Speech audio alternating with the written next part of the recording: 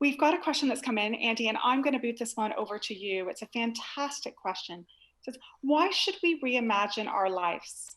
What will happen to us if we do? Who will we have to leave behind? And will it bring me joy? Wow. What an amazing question. Thank you to whoever has taken the time to articulate. Well, there are a number of ways that I might be able to come at this. The first is maybe just with a funny story, which might give an analogy of how I've tended to think about this. And it's actually a story about something very embarrassing that happened to me right at the outset of my career.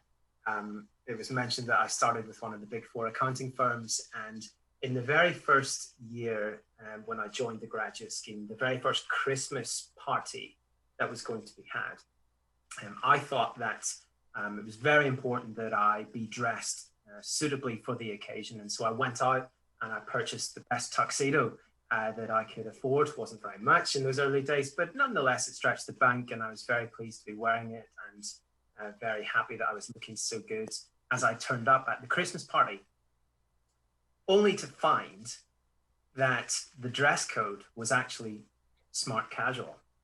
And I was the guy, I was tuxedo guy. I was actually that guy who turned up wearing black tie at a smart casual event. And how embarrassed I was, I can look back now and think that it was very funny, but I think it serves a little bit of a picture of how I see this idea of reimagining success and reimagining what life is really all about. Because we kind of want to wear the right clothes to the right party. We want to match up the way that we live with the way things really are. And so much of the picture of our lives that we kind of inherit or develop or create is informed by the backdrop of what we take reality to be. We have answers to questions about who we are, where we come from, and where we're going, and therefore how it is that we should live in the middle. And we start to build up really sophisticated and systematic ways of thinking all about that. But from time to time, something happens, or there is a reason to revisit those assumptions. You know, in history, some of the most important advances we've had are when people have been prepared to change their minds. I think about the conversation between those who thought that the sun revolved around the earth, in line with what the guy I mentioned, Aristotle, always says, and then what Copernicus put on the equation, according to what he observed about other things in reality that suggested maybe we need to change our picture here. So we want to be wearing the right clothes to the right party.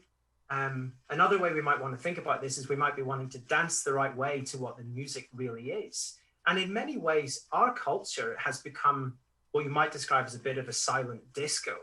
If you've ever been to a silent disco, you'll find it quite humorous to look at from the outside, because everyone's listening to a slightly different tune, a slightly different type of music, and they're all dancing according to the tune which they've selected for themselves. It all looks a little bit incoherent. The thing about reality, though, is that we don't get to define it in that kind of way. Reality is a thing which we discover, and we change our lives accordingly. And I think some of the things that we've seen in this coronavirus period give us really good reason to revisit our assumptions about the story we think our lives are part of.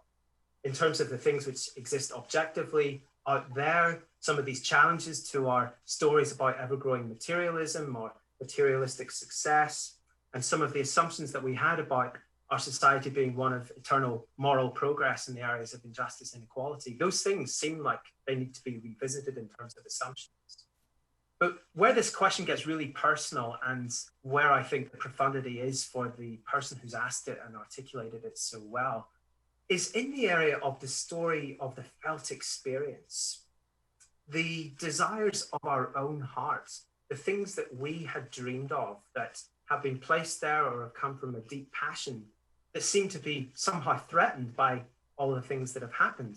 There may well be people on this call who have lost their job, or they were entrepreneurs whose business is now struggling, and there are desires and dreams of the heart which seem like they need significant revision. And this is where I think the uniqueness of the Christian proposition of a relationship with God, the author, so to speak, of the story out there, but also a father who has an interest in our lives and a love and a care that he wants to show for each one of us as individuals, has the power actually to unlock some of the explanations that we need at the deepest level.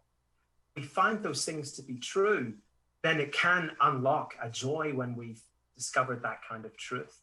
And so to the piece about leaving things behind or somehow losing out as a result of redefining our ideas of success in that kind of way, actually, I think it's the opposite, that we get both and that light at the end of the tunnel I was talking about, which somehow illuminates everything else along the way. So that would be some brief thoughts about that question. Don't want to be tuxedo guy at smart casual party.